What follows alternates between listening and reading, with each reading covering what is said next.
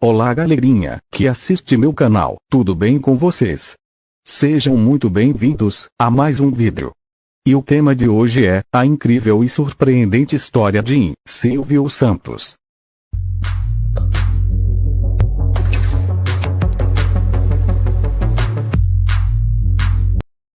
Cenoura Bravanel, mais conhecido como Silvio Santos, nasceu no dia 12 de dezembro de 1930, no Rio de Janeiro. É o primogênito, gerado por Alberto Abravanel, seu pai, e Rebeca Caro, sua mãe, um casal de imigrantes judeus que vieram ao Brasil em 1924, na qual, além de Silvio, tiveram outros 5 filhos. Seu apelido, Silvio, se deu porque sua mãe o chamava assim.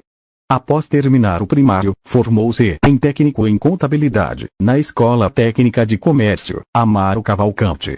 Trabalhou como camelô na França, após pegar um navio e desembarcar no país em busca de novas oportunidades. Porém, logo em seguida, se viu obrigado a pegar outro navio de volta para o Brasil, para a cidade do Rio de Janeiro, de onde havia embarcado.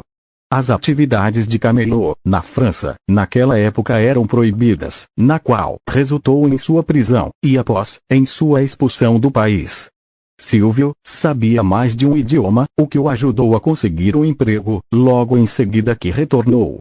Em seguida, o comércio lhe chamou a atenção, após ver um homem vendendo capinhas para documentos, como título de eleitor, na Avenida Rio Branco.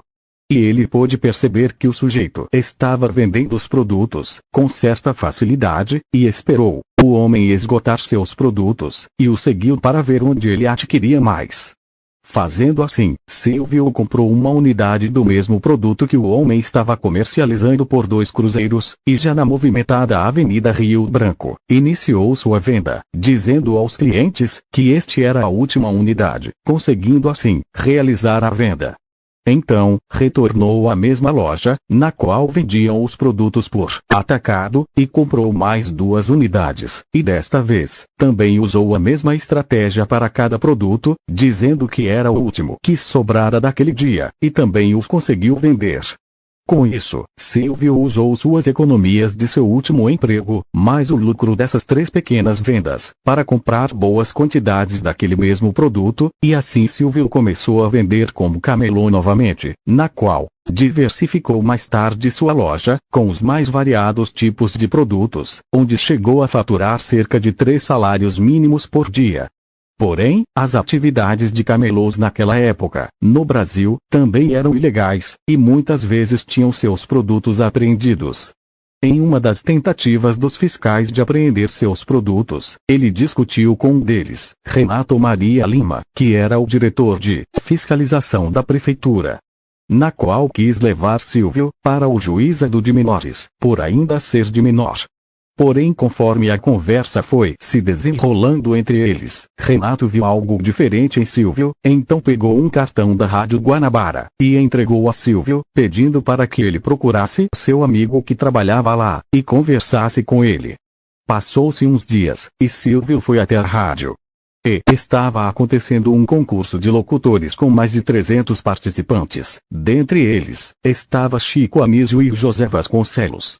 Silvio venceu o concurso e foi contratado como locutor. Trabalhou 2 meses e abandonou o cargo, e voltou a ser camelô, porque descobriu que o salário era muito baixo.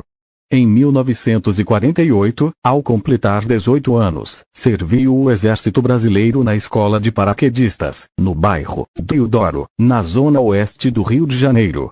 Após o ano militar obrigatório, com a afeição e saudades dos ofícios das rádios, voltou a procurar emprego na área.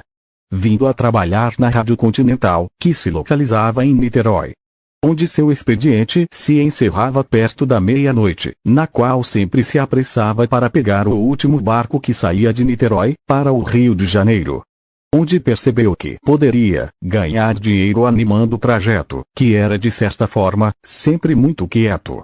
Foi então que ele foi atrás de equipamentos para se fazer, embora ainda não tivesse dinheiro suficiente para a aquisição destes, ele conseguiu os equipamentos, fazendo uma espécie de acordo com os vendedores, na qual Silvio teria que fazer uma publicidade dos produtos e da loja, de onde vinham os tais equipamentos. Então, com os equipamentos que ganhara para fazer a tal publicidade, Silvio começou a colocar as caixas de som dentro dos barcos e deixar rolando músicas durante a viagem. Onde dias depois, comprou bebidas e começou a comercializá-las lá dentro, onde arrecadou muito dinheiro. Neste momento, seu espírito empreendedor foi subindo de patamar, e com isso seus lucros também, onde fazia economias dos ganhos e se empenhava cada vez mais, investindo no empreendedorismo. Mais tarde foi aprovado para participar de um programa de calouros, na qual era apresentado pelo apresentador Jorge Cury e o produtor Mário Ramos. Onde seu sobrenome artístico, Santos, surgiu. Onde ele mesmo chegou a dizer tempos depois, abre aspas, todo santo ajuda, por isso coloquei vários, em meu nome, fecha aspas. A partir daí, aos 31 anos, Silvio começou a se destacar de certa forma, que ganhou seu próprio programa de televisão, em 1961, na TV Paulista. Com o tempo, conseguiu emprego na emissora Globo, onde em 1971, com seu contrato de trabalho chegando ao fim, os diretores não quiseram renová-lo, pois haveria alterações em algumas cláusulas, na qual não foram aceitas por Silvio Santos, o que resultou em seu desligamento da empresa até então. Alguns dias depois, Roberto Marinho, dono da emissora Globo, ligou para Silvio e disse que se os diretores não quisessem Silvio, ele o queria. Na qual Silvio aceitou as condições feitas, na qual lhe eram favoráveis, ficando, então, por mais 5 anos junto da emissora. Após isso, conseguiu arrecadar boa quantia em dinheiro, porém se viu de frente com algumas dificuldades, se viu de frente com várias portas que haviam lhe sido fechadas, porém, por amor ao ofício, e com sua força de vontade, e economias que arrecadou no decorrer de sua jornada até ali, conseguiu comprar 50% de ações de uma emissora, a Rede Record, onde a partir de então, seus lucros deram um salto elástico, onde sua renda começou a crescer consideravelmente, de forma que sua vida econômica já não podia mais se comparar com a de antes. A partir daí, resolveu, então, aumentar suas estratégias de lucros, comprando 100% da empresa de Manuel de Nóbrega, pai de Carlos Alberto de Nóbrega, o famoso Baú da Felicidade. Onde o primeiro escritório localizava-se dentro de um porão, na própria casa de Manuel, na época, na rua Líbero Badaró. Com sua renda crescendo no decorrer dos anos, em 1981, com seus 51 anos, Silvio Santos conseguiu comprar sua primeira emissora de televisão, o SBT, Sistema Brasileiro de Televisão, onde possuía 100% dos direitos da empresa, com um investimento inicial de cerca de $7 mil, cerca de R$500 mil. Conforme seus rendimentos iam aumentando, Silvio chegou a adquirir 100% do Banco Pan-Americano, que mais tarde, em 2011, o vendeu por cerca de R$450 milhões, para o BTG Pactual. Hoje sua fortuna é estimada em cerca de R$7 bilhões, com direito ao visto americano, por ser uma pessoa de influência, onde possui uma mansão em Orlando, Estados Unidos. Essa é a incrível e surpreendente história de superação de Cenoura Bravanel, o Silvio Santos. Que o homem brasileiro, desde o faxineiro até o presidente da República, nenhum deles sai de casa dizendo, hoje eu vou errar, hoje eu vou errar. Não, não. Todos saem de casa com a intenção de acertar. Fazem 10 coisas, erram 3 e os jornais e a televisão só encontram os 3 defeitos, não encontram as 7 qualidades. Qual é o ser humano que vai progredir se ele não recebe estímulo, se ele só recebe cacetada da imprensa, cacetada da televisão? Me faz lembrar a piada do homem que morava numa vila de casas e que era engenheiro eletrônico, falava inglês, era arquiteto, falava francês, falava alemão, era músico, tocava um instrumento. Ninguém conhecia ele. Conhece o músico? Não. Conhece o inglês? O que fala inglês? Conhece o... Não. Conhece o careca? Ah, o careca! Ah, sim, o careca é da casa 23. Quer dizer, outras qualidades do careca, ninguém sabe quem é. E o dia que o governo não quiser mais o Silvio Santos como concessionário, chega perto de mim e fala, não quero mais, eu entrego. Eu não nasci dono de televisão, eu fui dono de televisão porque os donos de televisão fecharam as portas para mim. E eu então, quando se fecha uma porta, Deus abre uma janela. Fui obrigado a ser dono de televisão, a comprar 50% de ações Eu não nasci dono de televisão, nasci animador de programas. Continuaria sendo animador de programas se os homens não fossem tão vaidosos, tão poderosos. Sou um homem vaidoso pela minha condição de animador, mas não quero ser um homem poderoso. Não precisa ser poderoso. Sou poderoso com a minha consciência. Quem tem razão, forte ou fraco, vence sempre. O bem sempre vence o mal. O mal vence por alguns minutos, por algum tempo, mas o bem sempre vence o mal. E não teríamos razão para viver. Mesmo que esta vida termine no pó, não teríamos nenhuma razão para viver se o mal vencesse o bem. Como é que a gente ganha tanto dinheiro, Silvio Santos? Trabalhando. Trabalhando? Trabalhando e fazendo o seguinte, acreditando naquela frase que algum filósofo disse uma vez num livro: ganha dinheiro com 10% de inspiração e 90% de transpiração. Só. Telespectador que há muitos anos acompanha o meu trabalho pelo rádio, pela televisão, desde os tempos do saudoso Manuel de Nóbrega. Agradecer principalmente às senhoras donas de casa, minhas fiéis companheiras, que passam o domingo comigo, enquanto a criançada vai à praia, enquanto os maridos vão passear e vão ao futebol. Perguntaram ao povo, numa pesquisa, para quem o governo deveria dar os canais de televisão. E o povo respondeu: Silvio Santos. Eu sempre acreditei e acredito que a voz do povo é a voz de Deus. E é pela vontade de Deus, que é pela vontade do povo, que hoje estou aqui, assinando este contrato com o Ministério das Comunicações e também assumindo a responsabilidade de 4 canais de televisão que se integrarão ao SBT. Estamos assumindo hoje esta responsabilidade. Vamos orientar a ex-TV Tupi de São Paulo, a ex-TV Marajoara de Belém do Pará, a ex-TV Piratiri de Porto Alegre e a ex-TV Continental do Rio de Janeiro. Para os meus colegas que estão aqui me fotografando, eu quero dizer a eles que eu serei muito mais colega e muito menos patrão.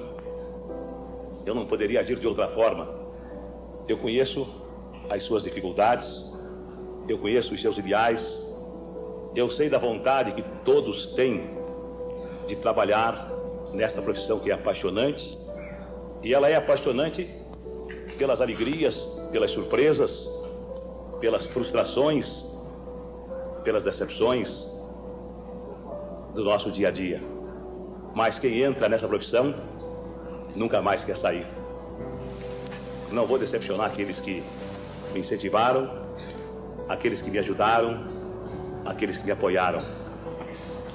Neste momento, eu acabo de assinar um contrato com o Ministério das Comunicações, como eu já disse, um contrato, e esse contrato foi assinado e nós estamos transmitindo este ato. Nesse momento está no ar a TVS Canal 4 de São Paulo. E muita gente pergunta para mim: ô Silvio Santos, por que TVS? É TV Silvio Santos? Bem, é TV Silvio Santos porque, carinhosamente, os cariocas dizem que é. Não sei se os paulistas também vão chamá-la de TV Silvio Santos, mas não é TV Silvio Santos. É que nós tínhamos os estúdios de televisão fazendo os nossos programas. Meu programa já faz 22 anos que ele está no ar. Fazíamos os nossos programas num estúdio chamado Estúdio Silvio Santos. E quando o governo nos deu um canal de televisão, esse canal ficou sendo a TV dos estúdios. Então, a TV Estúdios. Por esta razão, o nome TVS, Canal 4 de São Paulo, que está no ar. E está no ar cumprindo a sua finalidade de abrir um novo mercado de trabalho e de oferecer a vocês, telespectadores, uma opção, uma programação variada, repleta de atrações. Bem, parece que a luta terminou. Embora o Mauro Salles tivesse dito para mim agora: ô Silvio Santos, não terminou, começou. É possível que tenha terminado, é possível que vá começar, mas eu peço a Deus que me dê saúde, eu peço a Deus que me ilumine, que me ajude, e peço a Deus também que abençoe o nosso país e que abençoe este povo admirável, este povo carinhoso que nele vive. A todos vocês, muito obrigado. Se meter em qualquer tipo de negócio é não se preocupar com os elogios ou com as críticas. Se você vai entrar em qualquer mercado, não importa que esse mercado tenha um líder e que você nunca possa se aproximar do líder, se você não sonhar alto, se você administrar bem a sua empresa com os pés no chão, não se preocupando nem com o primeiro colocado, nem com o segundo, nem com o último colocado, se você fizer aquilo que a sua intuição manda e usar bom senso, deixando de lado a vaidade, você tem todas as possibilidades de conseguir o seu objetivo. Não tenha dúvida. Só não consegue o objetivo quem sonha demasiado. Só não consegue o objetivo quem pretende dar o passo maior do que a perna. Só não consegue o objetivo quem acredita que as coisas são fáceis. Todas as coisas são difíceis. Todas as coisas têm que ser lutadas. E quando você consegue uma coisa fácil, desconfie, porque ela não é tão fácil quanto parece. Continue trabalhando, continue apostando na sua intuição, continue com os pés no chão e não se importe com o que a sua esposa fala, com o que os seus filhos falam, com o que os seus amigos falam. Se importe com aquilo que você vive o seu dia a dia. Pelo menos foi assim que eu consegui, de camelô a ser banqueiro.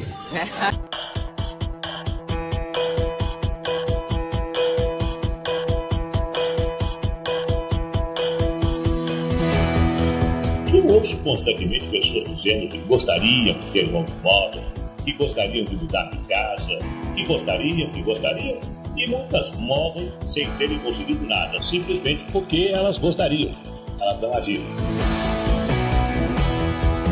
Se nós ficarmos confortavelmente sentados em nossas poltronas, apenas criticando e nos lamentando da situação, sem tomarmos nenhuma atitude e esperando que alguém resolva todos os nossos problemas, nós vamos ficar rodando em círculos e com certeza nada vai melhorar.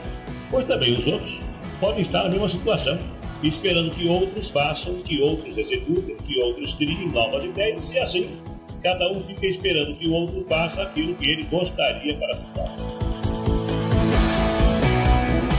Seria muito cômodo para mim agir assim. Afinal, eu me considero um homem realizado integralmente, um homem até vitorioso, tanto profissionalmente quanto pessoalmente. Eu trabalhei bastante e fui obtendo, com a graça de Deus e com a colaboração de pessoas competentes, muito sucesso em minha vida. Claro que não foi fácil, podem ter certeza disso. Várias vezes eu precisei deixar de desfrutar o convívio com a minha família, pois estava envolvido em projetos que dependiam da minha participação ativa e constante. Podem acreditar que não foi fácil. É quase uma vida de luta.